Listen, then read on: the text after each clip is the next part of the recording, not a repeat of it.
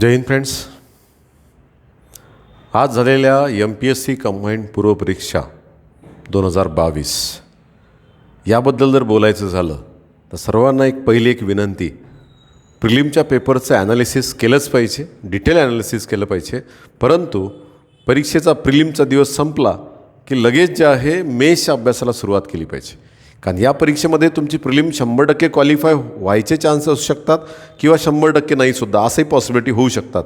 पण सर्वांनी प्रिलिम झालं की मेन्सचा अभ्यास जे आहे कंप्लीट करायचा असतो. कारण की प्रिलिमनंतर हे 3 महिने जर आपण मिस केले तर पुढची प्रिलिम याच प्रिलिमसारखी जी आहे जाण्याची शक्यता असते. कारण प्री आणि मेन्सचा पूर्ण अभ्यास केल्यानंतर ही परीक्षा देण्याची मजा काही और असते. त्यामुळे सर्वांना एक विनंती आहे की स्कोअर काहीही असो तर आपल्याला मेन्सचासुद्धा अभ्यास करून ठेवणं हे आवश्यक असतं. आणि जी एसचा जेव्हा आपण प्री आणि मेन्स दोन्ही पॉईंट ऑफ व्ह्यू जेव्हा अभ्यास करतो तेव्हा या एक्झाममध्ये जे डिफिकल्ट क्वेश्चन्स असतात. आता या एक्झाममध्ये जर बघितलं तर 40% प्रश्न जे आहे हे इझी आहे, 40% ॲव्हरेज आहे आणि 20% थोडे डिफिकल्ट आहे. तर त्या डिफिकल्ट प्रश्नामधले 5 प्रश्न जरी जमले आपल्याला, 4 ते 5 प्रश्न, ते मेन्समुळे जे आहे हँडल होण्याचे चान्सेस काय असतात, जास्त असतात. तेव्हा मग आपल्याला कट ऑफ व्हायची गरज पडत नाही. मग प्रिलिम आणि मेन्स आपली काय होते, आउटस्टँडिंग स्कोअर होते. मग या दृष्टिकोनातून आपण जे आहे सब्जेक्ट वाईज जे आहे सर्व डिस्कस करत आहे. तर डिटेल ॲनालिसिस जे आहे आज आपण इकॉनॉमीचं बघूया. इंडियन इकॉनॉमी पूर्ण पेपरमध्ये करंट अफेअर आणि इंडियन इकॉनॉमी हे 2 टॉपिक जे आहे बऱ्यापैकी ठीकठाक होते. करंट अफेअर थोडं डिफिकल्ट होतं थोडंसं, परंतु इकॉनॉमीमध्ये 4 क्वेश्चन जर सोडले तर इकॉनॉमीचे बाकीचे क्वेश्चन सोपे होते. कारण ते 4 क्वेश्चन खूप जास्त फॅक्च्युअल विचारले होते, खूप ओल्ड डाटा विचारला होता, त्यामुळे तिथं लॉजिक लागणं शक्य नव्हतं. ते 2 ते 3 क्वेश्चन सोडून जरी दिले असते तर काही प्रॉब्लेम झाला नसता, तुमची इझिली प्रिलिम क्वालिफाय झाली असते. तर ओके, तर आपण ज्या छानपैकी आता इकॉनॉमीला स्टार्ट करूया. तर इकॉनॉमीचा पहिला क्वेश्चन आहे 2017-18चा डाटा त्यांनी विचारला आहे. आणि हे भारतातील सर्वाधिक म्हणजे फॉरेन डायरेक्ट इन्व्हेस्टमेंट 23.6% या क्षेत्रात होती. सर्वात जास्त कुठं होती, सर्वाधिक हा प्रश्न विचारला आहे, सर्वाधिक. तर जनरली जे आहे तर टेलिकम्युनिकेशन सर्व्हिसेस, संप्रेषण सेवा म्हणजे टेलिकम्युनिकेशन सर्व्हिसेस हा भाग असतो. परंतु 2017-18मध्ये जे आहे ना सर्व्हिस सेक्टरचा, सेवा क्षेत्राचा जे आहे वाटा काय होता, सर्वात जास्त. आणि या सेवा क्षेत्रामध्ये कोणत्या सेवा येतात, फिनान्शियल सर्व्हिसेस. म्हणून याचं उत्तर जे आहे डी उत्तर येण्याचे चान्सेस काय जास्त. परंतु इतर वर्षी म्हणजे 18-19 नंतर जर बघितलं तुम्हाला काय दिसेल, कम्प्युटर आणि सॉफ्टवेअर सर्व्हिसेस, हार्डवेअर सर्व्हिसेसचा नंबर 1 वाटा दिसतो. या क्षेत्रात सर्वात जास्त FDI गुंतवणूक झालेली आहे. परंतु ते ऑप्शनच यामध्ये दिसत नाही. ठीक आहे, त्यामुळे जे आहे याचं उत्तर जे आहे वित्तीय सेवा हे असण्याचे चान्सेस काय थोडे जास्त आहे. ठीक आहे, तर असा एक भाग काय महत्त्वाचा आहे, लक्षात घ्या. तर 17-18 आहे थोडंसं जे आहे वर्ष काय दिसतं, वेगळं दिसतं. त्यामुळे हे ऑप्शन आणि हे ऑप्शन दोघांमध्ये थोडंसं टॅली होऊ शकतं. ठीक आहे, आयोग आता काय देतो काय माहीत. परंतु जे आहे डाटा जर बघितला तर वित्तीय सेवा हे नंबर 1 दिसतं. पण वित्तीय सेवा शब्द न लिहिता त्यामध्ये काय लिहिलं आहे, सेवा क्षेत्राचा वाटा लिहिला आहे. त्यामुळे हे ऑप्शन जे आहे, आणि सेवामध्ये काय येतं तर बँकिंग, इन्शुरन्स, फिनान्शियल, हे जे गोष्टी आहेत तर ह्यासुद्धा यामध्ये कवर होतात. त्यामुळे हे उत्तर असण्याचे चान्सेस काय जास्त. हे तर ॲब्सोल्युटली नाहीच आहे, काही प्रश्नच नाही आहे. ते 2 पैकी एक उत्तर असू शकतं, तर ही चान्सेस जास्त आहे. Okay, next.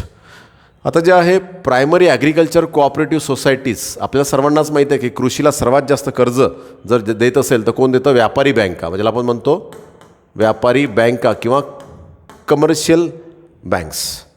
नंबर 2 जे आहे ते कोण देतं, primary and agriculture cooperative societies. याचा वाटा जवळपास 14% वाटा येतो कृषीच्या कर्जामध्ये. आणि थर्ड नंबर येतो RRBचा वाटा जो येतो 12%. आणि उरलेला वाटा जो आहे कोणाचा येतो, व्यापारी बँकांचा. मग प्रायमरी ॲग्रिकल्चर कोऑपरेटिव्ह सोसायटी ही सहकारी क्षेत्रामध्ये, ग्रामीण सहकारी क्षेत्राच्या त्रिस्तरीय रचनेमध्ये सर्वात जे आहे तो जे आहे पायाभूत म्हणजे सर्वात जे आहे फाउंडेशनल पॉईंट येतो त्रिस्तरीय रचनेमध्ये, प्रायमरी ॲग्रिकल्चर कोऑपरेटिव्ह सोसायटीज. आणि त्या सर्वात जास्त कोणत्या राज्यामध्ये आहे तर जे आहे महाराष्ट्र. तर महाराष्ट्रामध्ये पॅक्सचं प्रमाण काय जास्त. ठीक आहे, ओव्हरऑल कोऑपरेटिव्ह जर आपण बघितल्या तर. आता कोऑपरेटिव्ह हा विषय खूप महत्त्वाचा होता.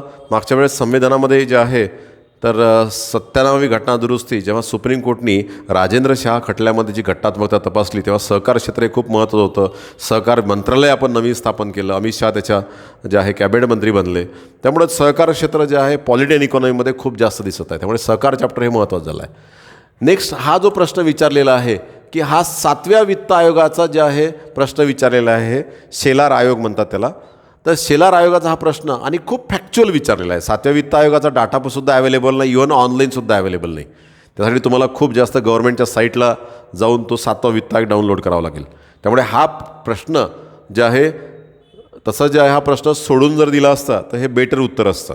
परंतु यामध्ये काय केलं आहे की सेंट्रल एक्साईज ड्युटी जी आहे, केंद्रीय उत्पादन शुल्क, तर सेंट्रल एक्साईज ड्युटी, केंद्रीय उत्पादन शुल्क हे जे आहे याचा वाटा जो आहे, या आयोगाने काय केलं होतं की केंद्राच्या या करामध्ये राज्यांचा वाटा 20% 40% केला होता. ठीक आहे, 20% उभी वाटणी किती केली होती, डायरेक्ट डबल केला होता. म्हणजे तेव्हा ती एक महत्त्वाची न्यूज होती त्या काळातली. 40% केला, तर 20% किती केला, 40% केला. मग 40% केल्यानंतर उभी वाटणी केल्यानंतर आडवी वाटणी कशी करायची, मग आपल्याला वित्त आयोगाचे जसे सूत्र असते 14 वित्त आयोग 15 वित्त आयोग, तसं याही आयोगाचं एक सूत्र आहे. मग या आयोगामध्ये जे आहे 4 पॉईंट लक्षात घेतले होते, 4 पॉईंट ABCD, हे 4ही पॉईंट बरोबर आहे. आणि प्रत्येकाला वेटेज किती दिलं होतं, 25, 25, 25 आणि 25 असं वेटेज दिलं होतं. तर यात जे आहे ना हे वेटेज काय दिलं आहे, 33.5 आणि 16.5. तर हे 2 ऑप्शन्स काय, हे 2 ऑप्शन्स बरोबर आहे याचे, हे 2 ऑप्शन काय रॉंग आहे. आणि मग हे 2 ऑप्शन जे आहे काय विचारलेलं आहे याच्यामध्ये, योग्य विचारलेलं आहे. म्हणजे असं टिक करायचं त्याच्यावर, म्हणजे आपलं असं प्रॉपर फोकस राहते, सिली मिस्टेक होत नाही. कारण कधी कधी काय असते, आयोग अयोग्य नसलेले म्हणते. ठीक आहे, म्हणजे ते शेवटी त्याला बरोबर असं विचारायचं असते. मग आपण लगेच गोला करायचं आणि त्याच्या डोक्यावर राईट किंवा रॉंग असं लिहून ठेवायचं. म्हणजे उत्तर टिक करताना आपल्याला एक सिली एरर टाळता येतात. मग याचं उत्तर जे आहे कोणतं आहे, तर ऑप्शन A आणि D, याचं उत्तर कोणतं आहे, A उत्तर आहे. आता याच्याकडे जर बघितलं असतं तर याच्यामध्ये जे सूत्र आहे ते या 4 सूत्रामध्ये 4 पॉईंट होते आणि प्रत्येकाला 25-25% वेटेज होतं. म्हणून हे 2 जे आहे ना 33.5%, 16.5%, हे आकडे असे कधीच नसतात. ठीक आहे, जेव्हा आपण फॉर्म्युला पाहतो ना, कुठं 10 असते, कुठं 7.5 असते, कुठं 15%, कुठं 50% असे असतात. एकदम जसं 16.5%, 33.5% असे आकडे आपण जे आहे जेव्हा 12वा 13वा 14 आणि 15वा वित्त आयोग जेव्हा पाहिला, तर सूत्र जेव्हा पाहिलं तसे आकडे काही दिसत नाही. म्हणून थोडं जर पाहिलं तर हे लॉजिकली रॉंग दिसतं, पण एवढी रिस्क घ्यायला परवडत नाही. हा क्वेश्चन कम्प्लिटली जर सोडून दिला असता तर हे जास्त बेटर जे आहे. कारण कसं असतं, 2 प्रकारे प्रश्न सुटतात, एक सोडवल्याने आणि एक दुसरं सोडून दिल्याने, 2च प्रकार आहे. तेवढं जे आहे असे क्वेश्चन सोडून देणं, कारण हे 100% माहीत नाही आहे ना आपल्याला, आणि ते एकदम एवढं फॅक्च्युअल विचारलं की फार जास्त लॉजिक लागण्याचे चान्सेस काय कमी आहे. आणि ऑप्शन जे आहे 2-2च्या पेअर असते ना, 2-2च्या इथं 2-2-2-2च्या, तर जे आहे बघता क्षणी लक्षात आलं असतं की हे 2च उत्तर बरोबर आहे, हे 2 चुकण्याचे चान्सेस काय जास्त, लगेच हा क्वेश्चन अटेम्प्ट केला असता. परंतु इथं 2-2, 3 आणि 3 अशा पेअर आहे, त्यामुळे थोडंसं काय आहे डिफिकल्ट जातं. त्यामुळे जे आहे हा एक क्वेश्चन जे आहे थोडासा डिफिकल्ट होता. वायू प्रदूषणाच्या वाढत्या समस्येचा सामना करण्यासाठी 2021-22च्या जे बजेट आहे त्यामध्ये 2217 कोटी प्रदान केलेले होते. आणि मिलियन प्लस जे शहरं जे सिलेक्ट केलेले आहेत ते किती सिलेक्ट केलेले आहे, 42. म्हणजे उत्तर काय आहे, B उत्तर आहे. ठीक आहे, बजेटमध्ये जे आहे विचारलेला प्रश्न आहे. आणि कंबाईंडला जनरली बजेटमध्ये जे आहे ना, तर किती कोटी कशासाठी अलोकेट केले होते हा प्रश्न कंबाईंडला येतो, राज्यसेवेला थोडा कमी येतो. कॅग आहे, कॅग यांना पुरवणी लेखापरीक्षणाचे आदेश देण्याचा अधिकार असून लेखापरीक्षण अहवाल प्राप्त झाल्यापासून किती दिवसाच्या आत लेखापरीक्षण अहवालावर जे आहे ते टिप्पणी करू शकतात. तर हे जे आहे कॅग रूल्स अंतर्गत 60 डेज अंतर्गत ज्यांना सप्लिमेंटरी ऑडिट, म्हणजे मेन ऑडिट दिल्यानंतर 60 दिवसाच्या आत सप्लिमेंटरी ऑडिट म्हणजे पूरक जे आहे लेखांकन अहवाल, लेखापरीक्षण अहवाल आपण जे आहे मांडू शकतो कॅगद्वारे. तर त्याचं उत्तर कोणतं आहे, B उत्तर आहे. ठीक आहे, खालीलपैकी राष्ट्रीय लोकसंख्या धोरण 2000 दिलं आहे, तर बालमृत्यूचं प्रमाण जे आहे 28पर्यंत कमी करणे हे त्याचं एक उद्दिष्टच आहे. सार्वत्रिक लसीकरण हे उद्दिष्ट आहे. 2 मुलांचे लहान कुटुंब स्वीकारण्यास प्रोत्साहन देणे, स्मॉल फॅमिली नॉर्म्स, आणि गरीब मुलांसाठी मध्यान्ह आहार योजना. तर हे जे आहे असं डायरेक्टली त्याचं गोल नाही आहे, हे आरोग्य धोरणाअंतर्गत येतं आणि पोषण धोरणाअंतर्गत येतं, या अंतर्गत येत नाही. म्हणजे याचं उत्तर कोणतं आहे, C. कारण काय विचारलेलं आहे, नाही विचारलेलं आहे, नाही. हाच प्रश्न मागच्या वेळेस जे आहे विचारलं होतं की लघु, मध्यम व दीर्घकालीन उद्दिष्ट राष्ट्रीय लोकसंख्या धोरण 2000 चे कोणते आहे, हाच प्रश्न विचारला होता. आणि मागच्या लोकसंख्येला जे आहे जवळपास 5 प्रश्न होते, ज्यावेळी थोडं वेटेज कमी केलं. आता जे आहे हा जो आहे करंट अफेअरमधनं प्रश्न विचारला आहे. आता हा प्रश्न काय आहे लक्षात घ्या. आता जसं पंजाब व महाराष्ट्र कोऑपरेटिव्ह बँक बुडली, त्यानंतर आता सध्या रुपी बँकचा विषय चालू आहे. आता ह्या ज्या बँक आहे, ह्या बँक जेव्हा बुडल्या तर एक गोष्ट तुम्ही ऐकली असेल की 99%पेक्षा जास्त, 100% नाही, परंतु 99%पेक्षा जास्त जे अकाउंट होल्डर होते त्या बँकेत, तर त्यांच्या जर 5 लाख रुपयापर्यंत जर ठेवी असेल, 5 लाख रुपयापर्यंत, तर त्या ठेवी त्यांच्या अकाउंटमधल्या, त्यांना त्या अकाउंटमधले पैसे परत मिळाले. परंतु त्याची मॅक्झिमम लिमिट किती आहे डिपॉझिटची? 5 लाख. 5 लाखाच्या वर असेल तर तुम्हाला रिटर्न मिळणार नाही. परंतु जर छोटे जे आहे अकाउंट होल्डर असेल आणि मॅक्झिमम लिमिट आहे डिपॉझिटची किती? 5 लाखाची, तर तो तुम्हाला पहिले ती 1 लाख होती, आता 5 लाखाची केलेली आहे. त्यामुळे 99%पेक्षा जास्त लोकांच्या अकाउंट होल्डरचे पैसे काय मिळाले? परत मिळाले. आणि त्यामुळे ती बँक जरी बुडली, बँक लिक्विडेशन केलं, बँकेचं विलिनीकरण झालं किंवा बँक जे आहे कर्जात बुडली, पण अकाउंट होल्डरला जे आहे ना सुरक्षा मिळते. पण कुठपर्यंत? त्याचे डिपॉझिट लिमिट टाकलेली आहे. मग या अंतर्गत हा जो म्हणजे जो महत्त्वाचा जो करार आहे, ठीक आहे, तर या कराराअंतर्गत जेव्हा आपण आता इथं म्हणजे याचं जे डिपॉझिट जे आहे, म्हणजे deposit insurance and credit guarantee corporation हे जे मंडळ आहे, हा जो कायदा आहे बेसिकली, या कायद्यामध्ये सुधारणा केलेली आहे 2021मध्ये. आणि ही सुधारणा जी केलेली आहे, तर हा कायदा सुधारणा केलेली हे स्टेटमेंट बरोबर आहे, ठीक आहे. हे 2021चा करंट अफेअरमधला प्रश्न आहे. ठेव विम्याचा हप्ता, आता जे आहे जे डिपॉझिट जे इन्शुरन्स आहे, जे डिपॉझिट होल्डर्स आहे, अकाउंट होल्डर जे पैसे जमा करतात बँकेत, हप्ता, तर त्यांचा जे डिपॉझिट आहे त्याचा इन्शुरन्स काढणार आहे. आणि इन्शुरन्स काढून हे जे deposit guarantee and credit guarantee corporation of India हे जे महामंडळ आहे, हे वैधानिक महामंडळ आहे. आणि हे महामंडळ कोणी स्थापन केलेलं आहे? Reserve bank of India. आणि रिझर्व्ह बँक ऑफ इंडिया या अंतर्गत या महामंडळाकडे सर्व बँका, cooperative bank, regional rural bank यांना यांच्या अकाउंट होल्डरचे जे डिपॉझिट आहे यांचं इन्शुरन्स काढून ठेवावं लागतं या महामंडळाकडे. आणि या महामंडळाकडे हे जे जेवढे अकाउंट होल्डर्स आहे, तर हे यांचा जो विम्याचा हप्ता आहे, तर हे ठेवीदाराकडून वसूल केला जातो. हे स्टेटमेंट रॉंग आहे. हे कोणाकडून वसूल केला जातो? हे महामंडळ कोणाकडून वसूल करते? बँकेकडून वसूल करते. त्याच्या लिमिट दिलेली आहे, बँकेकडनं वसूल करते. म्हणजे त्या प्रत्येक बँकेला या महामंडळाकडे त्यांच्या डिपॉझिटचं जे आहे इन्शुरन्स काढावं लागतं. आणि त्याचा हप्ता, ज्याला आपण विम्याचा जो प्रीमियम असतं, ते प्रीमियम कोणाला द्यावं लागतं? बँकेला द्यावं लागतं, अकाउंट होल्डरला द्यावं लागत. म्हणजे हे स्टेटमेंट काय रॉंग आहे, हे स्टेटमेंट काय राईट आहे? म्हणजे ए राईट आहे, काय विचारला? योग्य विचारलेलं आहे. म्हणजे ए राईट आहे, बी काय रॉंग आहे? त्याचं उत्तर ए आणि सी असण्याचे चान्सेस काय? जास्त. ठेव विमा हप्ता सर्व विमाधारक बँकांसाठी काय?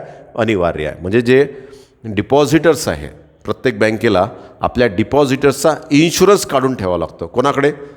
तर जे आहे याच्याकडे डिपॉझिट, ठीक आहे, डिपॉझिट इन्शुरन्स अँड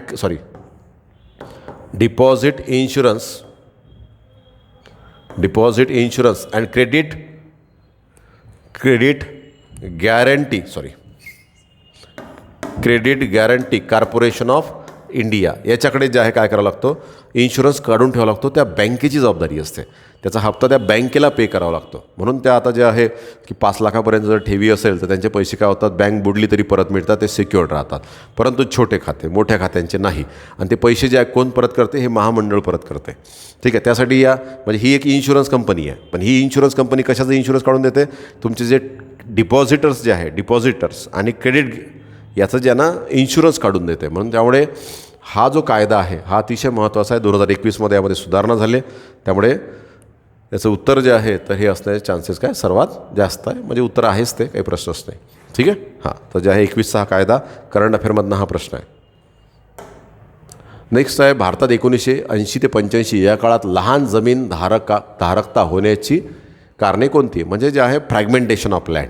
भारतात कसं झालं की जे आहे स्मॉल मार्जिनल फार्मर्स भारतात जे आहे 87% आणि जवळपास 79% महाराष्ट्रात स्मॉल मार्जिनल फार्मर्स आहे. म्हणजे सीमांत व लघु शेतकरी. सीमांत म्हणजे 1 हेक्टरपेक्षा लहान आणि 1 ते 2 हेक्टर म्हणजे लहान शेतकरी. यांची संख्या खूप वेगानं वाढत आहे आणि हा काळ खूप महत्त्वाचा आहे. मग या काळात जे आहे वारसा कायदा म्हणजे इनहेरिटन्स म्हणजे वडिलांकडनं मुलांकडे पुन्हा मुलांकडे, तर शेती काय होते डिव्हाइड होत आहे आणि मोठे खाते लहान लहान खाते होत आहे. आणि भारतात जे आहे 10 हेक्टरपेक्षा जास्त म्हणजे मोठे शेतकरी कोणते 10 हेक्टर प्लस, 2 ते 4 हेक्टर असेल तर निम्न मध्यम सेमी मीडियम, आणि 4 ते 10 हेक्टर असेल तर मीडियम फार्मर्स, आणि 10 प्लस असेल तर बिग फार्मर्स. तर बिग फार्मर्स आता फक्त 0.5% राहिलेले आहे. वेगानं फ्रॅगमेंटेशन होत आहे. मग त्याला वारसा कायदा हाही जबाबदार आहे. वेगाने वाढणारी लोकसंख्या 1900 जे आहे 80-85 तर लोकसंख्या वाढत आहे, ही एक कारणच आहे. ग्रामीण भागात कर्जबाजारीपणा वाढला आहे. ठीक आहे, त्याच्यामुळं जे आहे तर शेती विकणं हे भाग पडलं आहे. त्यामुळे जे आहे 10 एकर शेती असेल तर मग ती शेती काय होत आहे कमी कमी होत आहे. हे एक कारण आहे.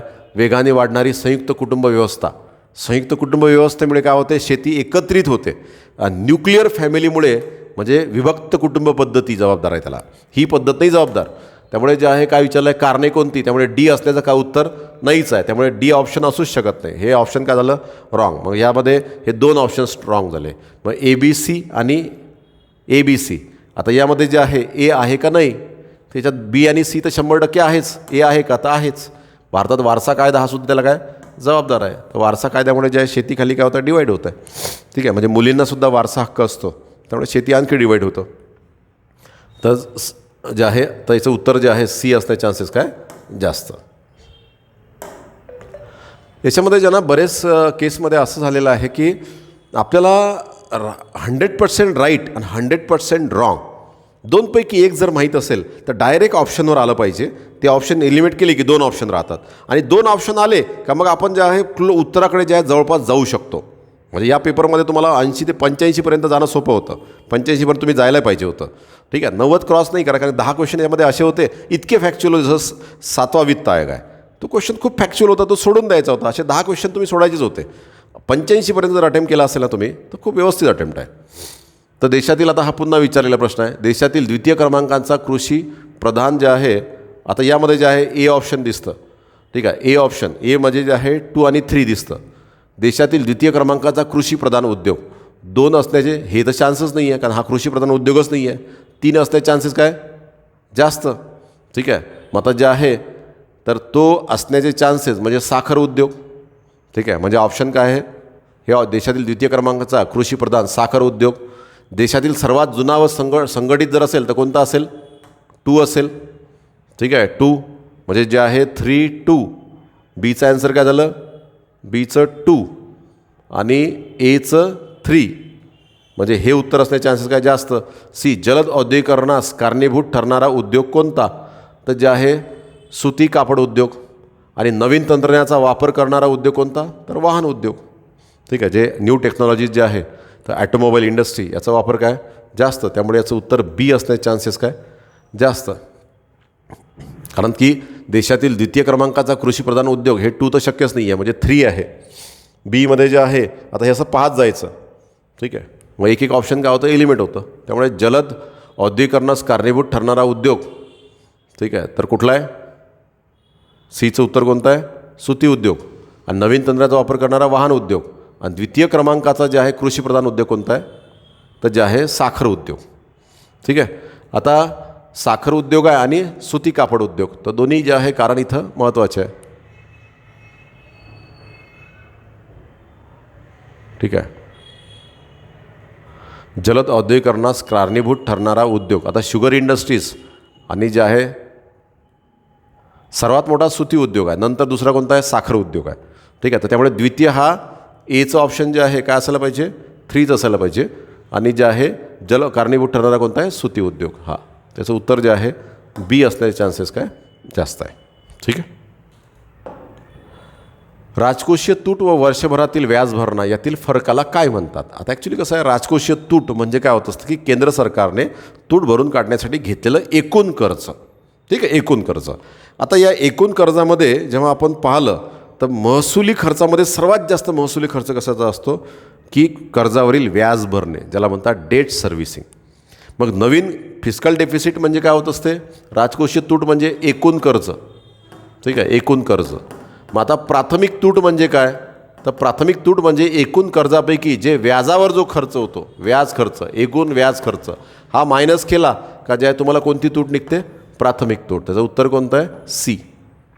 ठीक आहे, अंदाजपत्रक म्हणजे बजेट डेफिसिट हे जे आहे हे पण उत्तर नाही आहे, हे पण उत्तर नाही आहे, आणि महसुली तुटतं काही संबंधच नाही आहे. त्यामुळे व्याज भरणा हा शब्द दिला की त्यामुळे ती काय होते, प्राथमिक तूट.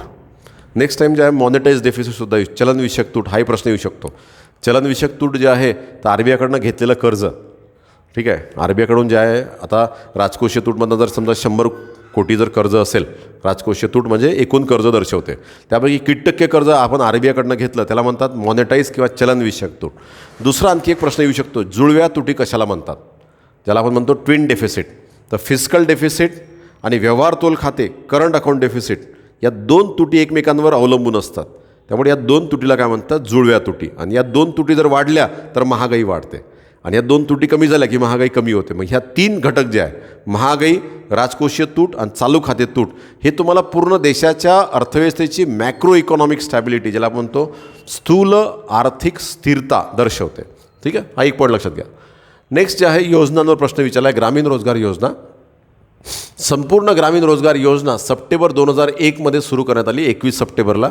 Mahatma Gandhi national rural employment guarantee scheme ही 2 फेब्रुवारी 2006 सुरू करण्यात आली. म्हणजे हे स्टेटमेंट बरोबर आहे. नेहरू रोजगार योजना ऑक्टोबर 1989 ग्रामीण गरिबांच्या फायद्यासाठी सुरू करण्यात आली. हे ग्रामीण नाही आहे, हे काय पाहिजे, अर्बन पुअरसाठी आहे. ही अर्बन पुअरसाठी हे मजुरी, रोजगार आणि सेल्फ हेल्प ग्रुपलासुद्धा चालना देण्यासाठी योजना सुरू झाली होती.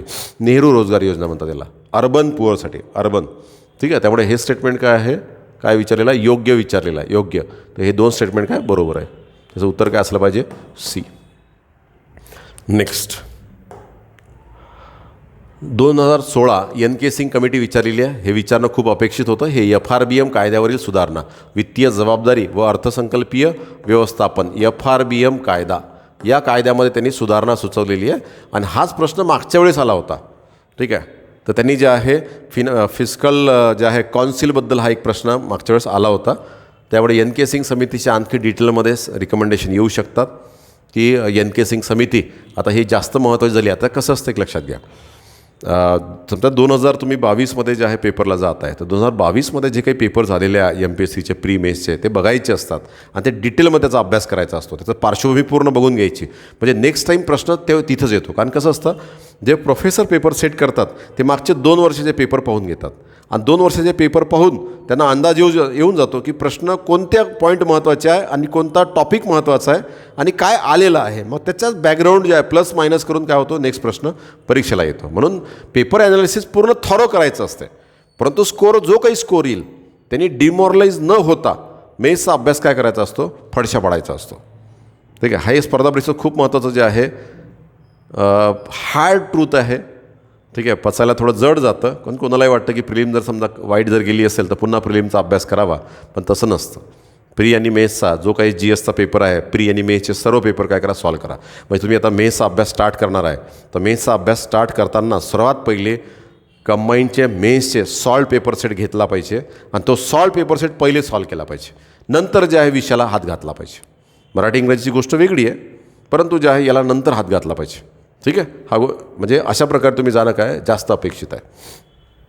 आता हे भरपूर प्रश्न जे आहेत टेस्ट सिरीजमधले ॲज इट इज प्रश्न आलेले आहे. फक्त जे प्रश्न खूपच आउटस्टँडिंग त्यांनी फॅक्ट्स विचारले आहे, म्हणजे 7वा वित्त आयोग वगैरे, तर तेच प्रश्न जे आहे आउट ऑफ वर्ल्ड आहे. तर तसे प्रश्न 1, 2, 3 प्रश्न सोडून दिले तर बाकी सर्व प्रश्न जे आहे क्लासमधला आणि टेस्टमधला हा काय पेपर सेट आहे.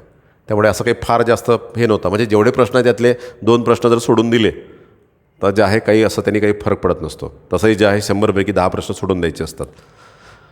खालीलपैकी कोणता रिझर्व्ह बँकेचा परिणामात्मक मौद्रिक उपाय नाही. ठीक आहे, परिणामात्मक म्हणजे ज्याला आपण म्हणतो क्वांटिटेटिव्ह मॉनिटरी पॉलिसी, संख्यात्मक मॉनिटरी पॉलिसी नाही म्हटलेलं आहे. तर क्वांटिटेटिव्ह म्हणजे ज्याला म्हणजे चलनविषयक धोरण जे आहे याचं 2 भाग येतात, संख्यात्मक आणि गुणात्मक. त्याला म्हणतो आपण क्वांटिटेटिव्ह किंवा परिणामात्मक, आणि जे दुसरं असतं क्वालिटेटिव्ह ज्याला आपण गुणात्मक. तर यामध्ये जे आहे बँक रेट, जेवढे काही इंटरेस्ट रेट आहे, bank rate, cash reserve ratio, त्यानंतर जे आहे SLR, हे सर्व क्वांटिटेटिव्ह आहे.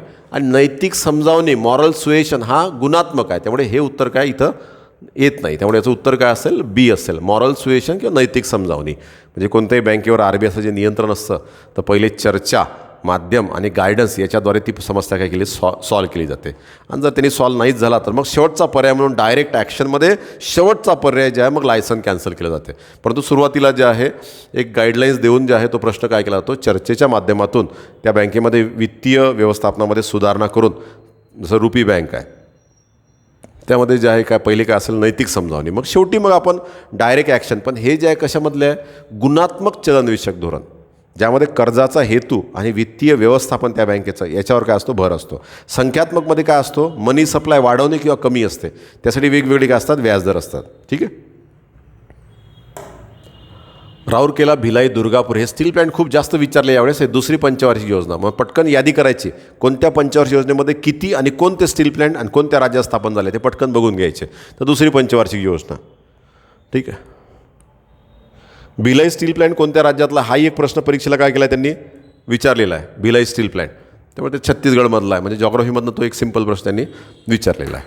ठीक आहे. तर अशा प्रकारे भारतीय अर्थव्यवस्था आहे. भारतीय अर्थव्यवस्था यामध्ये जे आहे करंट ओरिएंटेड फार कमी क्वेश्चन विचारले यावेळेस, परंतु जे आहे क्वेश्चन पण फार कमी आहे. परंतु काही क्वेश्चन जे आहे तर खूप फॅक्च्युअल असतात. जास्त 3 प्रश्न असतात. ते प्रश्नांनी जास्त फार जास्त बॉदर व्हायचं नसते. ते सोडून जरी दिले तर काही फरक पडते. 2 प्रश्न यातले सोडण्यासारखे होते. ठीक आहे. पण बाकीचे प्रश्न परफेक्ट कसे अटेम्प्ट होईल याच्यावर भर देणं काय असते आवश्यक असते. तर अशा प्रकारे दिस इज इंडियन इकॉनॉमी. आणि जे आहे नेक्स्ट ॲनालिसिस जे आहे तर आपण स्टेप बाय स्टेप जे आहे अपलोड होईल ते बघा. परंतु सर्वांना जे आहे पुन्हा एक विनंती करतो की पुन्हा प्रीपेक्षा मेन्सचाही अभ्यास काय करा, सॉल्व करा. म्हणजे कंबाईनचे जेवढे काही मेन्सचे पेपर असेल ते पूर्ण काय करा, व्यवस्थित काय करा, प्रॅक्टिस करा. आणि नंतर मेन्सला काय लागतं, कारण या परीक्षेचं कसं असते काय लागतं हे माहीत असलं की देणं सोपं असतं. मग ते प्रश्न पटकन सॉल्व करून आपल्याला अंदाज येऊन जातो की मेन्सची ग्रॅव्हिटी किती आहे, डेप्थ किती आहे, कोणते टॉपिक किती डीप करावं लागेल याचा अंदाज येऊन जातो. त्यामुळे आपण व्यवस्थित जाऊ शकतो. ओके. Thank you very much. जय हिंद, जय भारत.